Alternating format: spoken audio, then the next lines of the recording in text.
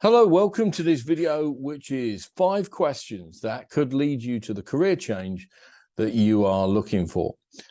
And I've got 5 questions for you to consider, and they are you looking for better work-life balance? Is that really important to you now? You're at the stage of your life, stage of your career, that's where you're looking for.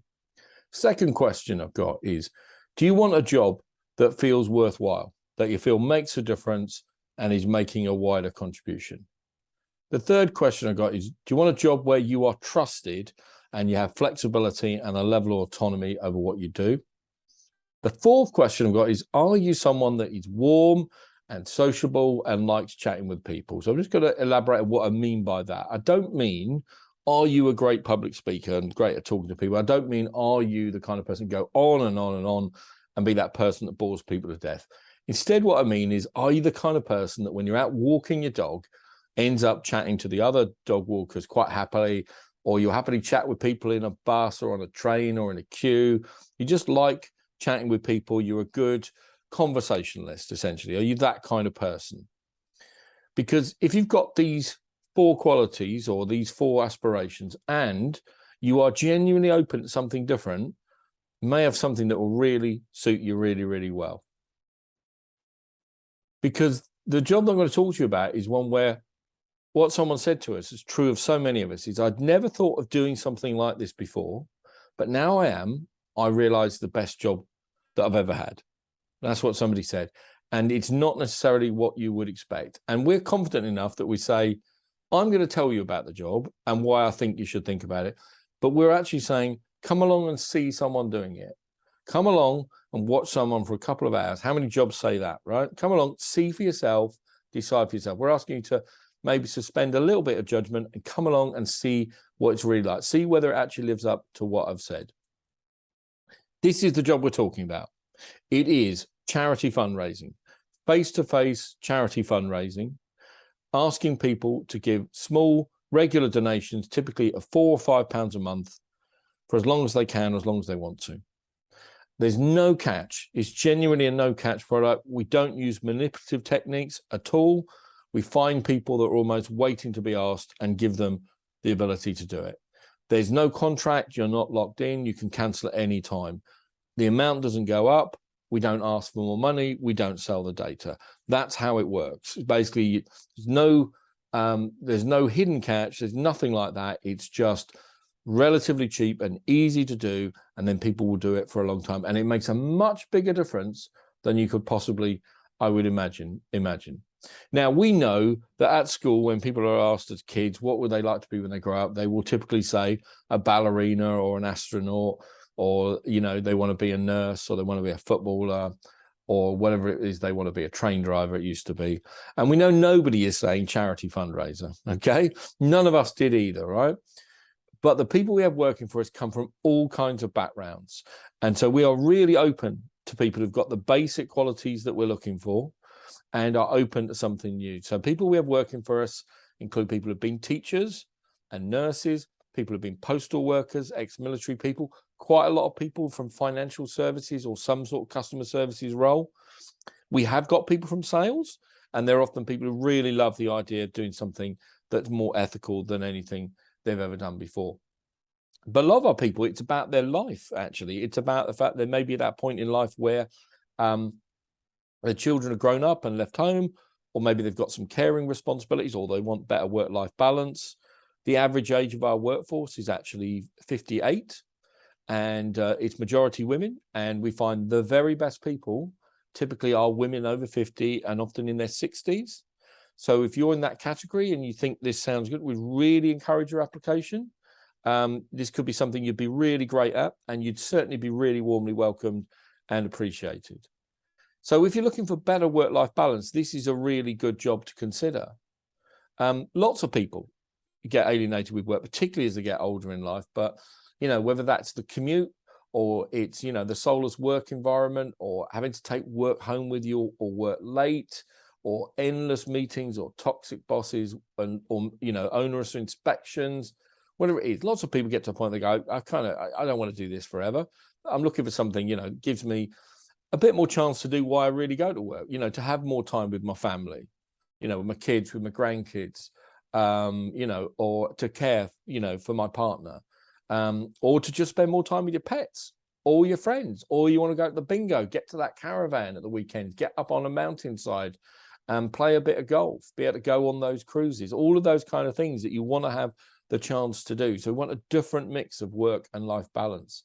Now, as a company, we're called the Fundraising Partnership, and we actually have in our mission statement a focus on retention, but also a sustainable work-life balance. It's written into the mission statement of the company. It is literally in our DNA to deliver work-life balance for our staff. And it's reflected in the type of work. It does offer local working, generally within half an hour of home. You're traveling, you know, outside of the rush hour. Your working day allows for travel time. We've got a range of employment length contracts. So you can be on a 3-day contract, a 4-day contract, 5-day contract. You can change that relatively easily. Also week to week. You can also change your hours if it suits you.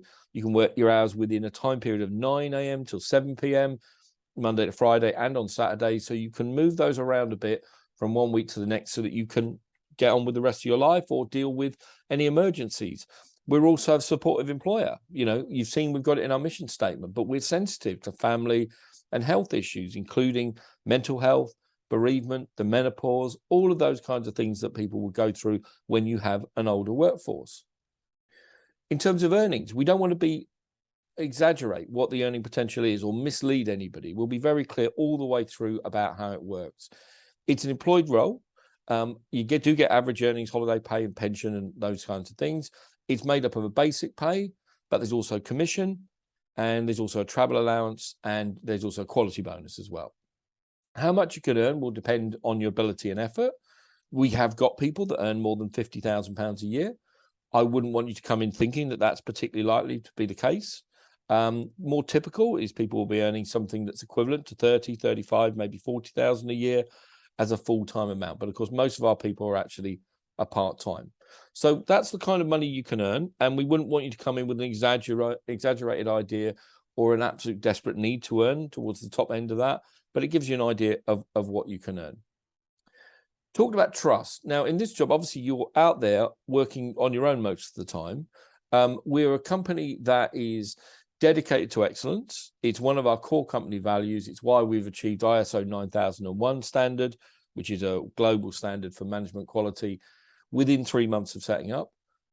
We're fully compliant and we go way beyond the standards required. We try and work to the highest standards of anybody in the industry. You know, we are totally committed to going that bit further. We have a full set of policies that cover everything, and we have really good systems that make sure that things like the candidate journey is really good, very welcoming, very clear, you know, and we take our time to get everything right.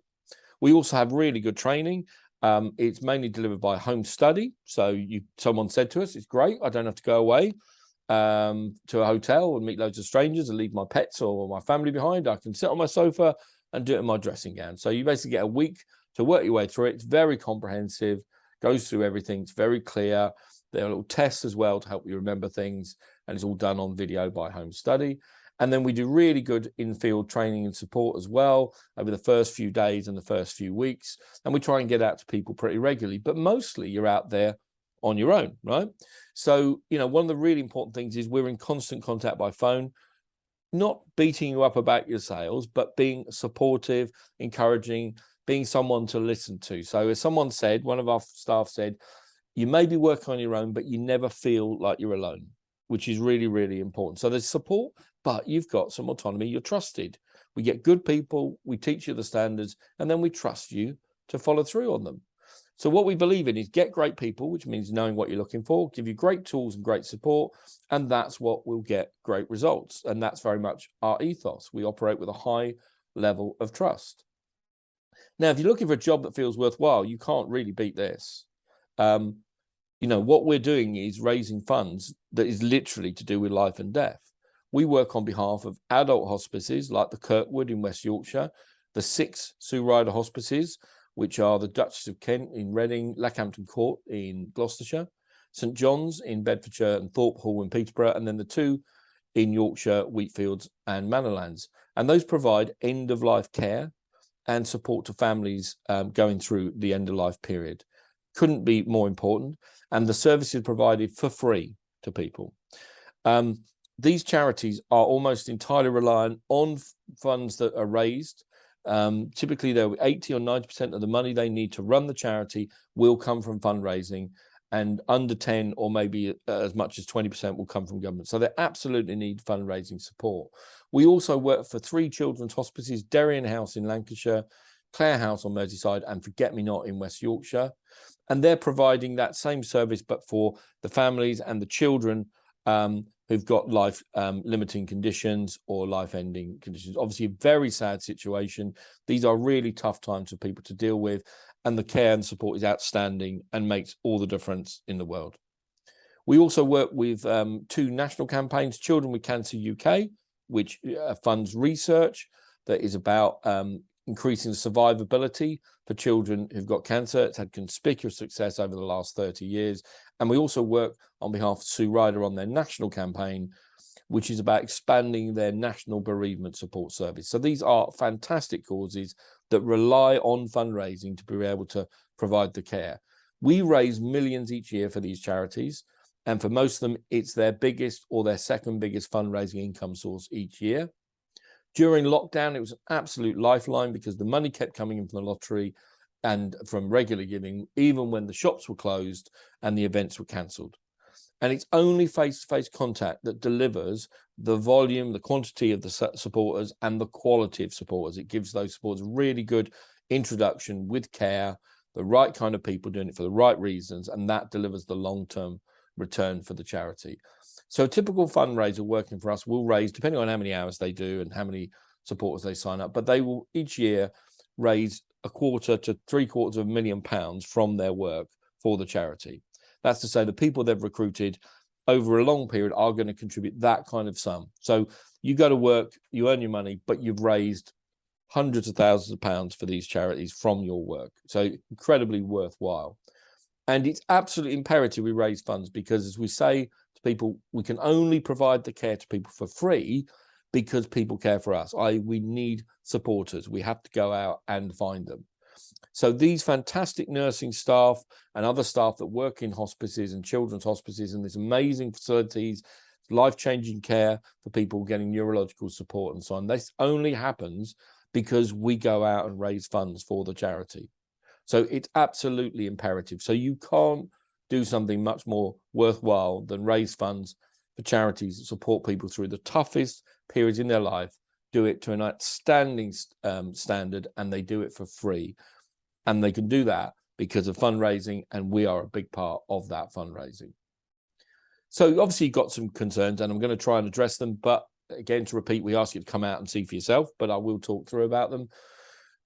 This is why I asked, are you open to something different? We realize people have reservations about this type of work, and typically there are 3 buts that people have at this point. The first one is the association with chuggers and the reputation of charity fundraising, which is not great, right? We totally buy into this. Obviously, we work in this field. It doesn't make us very happy that there are people working in various ways. But this is not what we're about. This is not what we're about at all. You saw those pictures of our staff out there talking with people. We're generally looking to find people who are kind of sympathetic already, and we explain what's involved and how easy it is to make such a big difference. We don't use persuasive techniques, sales techniques. We're not pushy. You do need to explain, and you do need to ask people to do it and make them feel important. But we do not manipulate people. If people don't want to talk with us, that's fine. It's not that kind of thing. We don't ask you anything that's unethical in any way whatsoever. And as you can see, our workforce looks rather different to the previous picture.